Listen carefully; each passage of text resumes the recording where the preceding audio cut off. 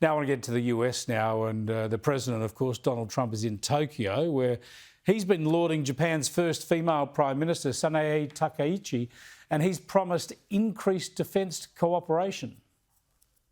We've received your orders for a very large amount of new military equipment, and you know that we make the best military equipment in the world, the jets, the missiles, and everything else, and hopefully we don't have to use them very much, if at all.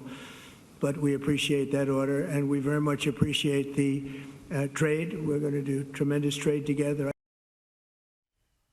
And this is an important scene setter as Trump prepares to meet China's Xi Jinping in coming days. But back in the US, there's been a flurry of speculation about whether President Trump might be looking for a way to serve a third term. But as I put to our US analyst Kristin Tate, this is a bit of a furphy, surely, because the Constitution precludes it. As much as some of us would love a third Donald Trump term, it is unconstitutional. But there is a reason, Chris, that I think President Trump has kind of been teasing this beyond just making the mainstream media talking heads lose their mind, which is hilarious.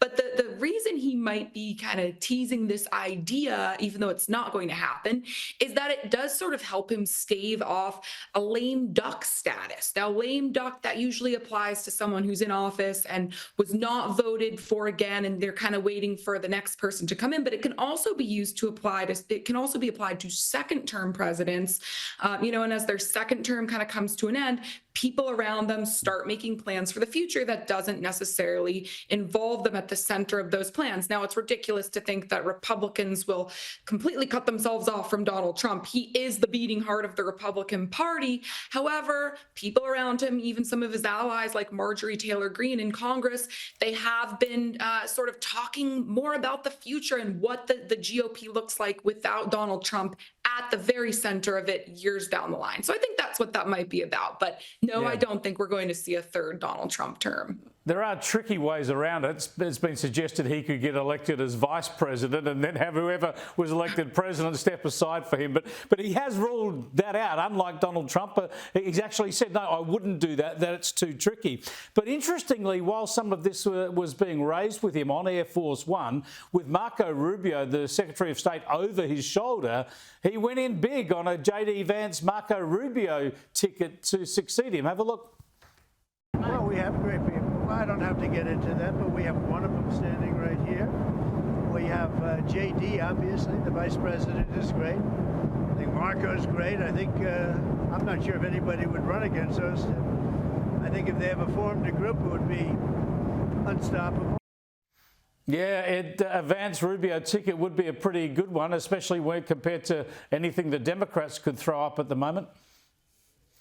Yeah, I mean, clearly right now, JD Vance seems most well positioned to take the MAGA mantle, but it's so early to know who is going to be the next nominee. And the Republican bench is just remarkably deep right now. We got Marco Rubio, the Virginia governor, Glenn Youngkin. He's a rising star. We've still got Ron DeSantis. Nobody knows what he's going to do next. We've got Sarah Huckabee Sanders, Tim Scott, Josh Hawley, many others.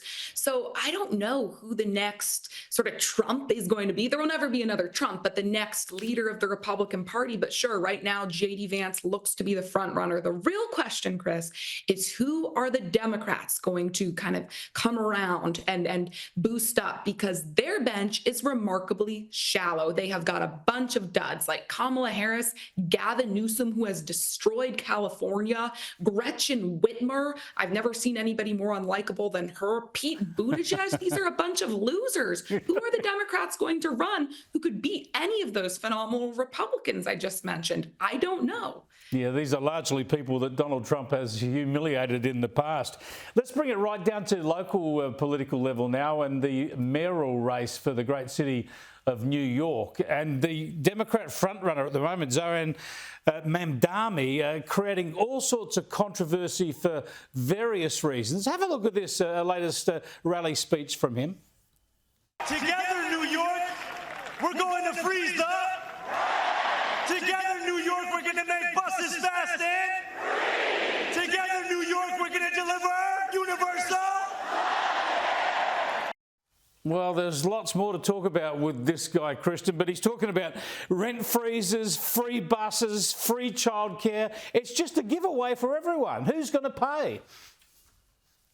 Great question. Yeah, a socialist who hates the United States and everything it stands for is likely going to be the next mayor of our nation's largest city, New York City. This will be devastating for the country. This guy is soft on crime. He wants to let all the criminals out of prison. He wants to destroy the housing market with rent freezes. He wants to put in place government-run grocery stores. A part of me, Chris, wants to say, if they vote for him, New York City deserves what they get. But this is our nation's largest city. This is where Wall Street is. The largest U.S. city failing and becoming the next Detroit would be absolutely devastating. And we will see a massive exodus out of New York City if this socialist is elected. I wrote a whole book about this. It's called The Liberal Invasion of Red State America.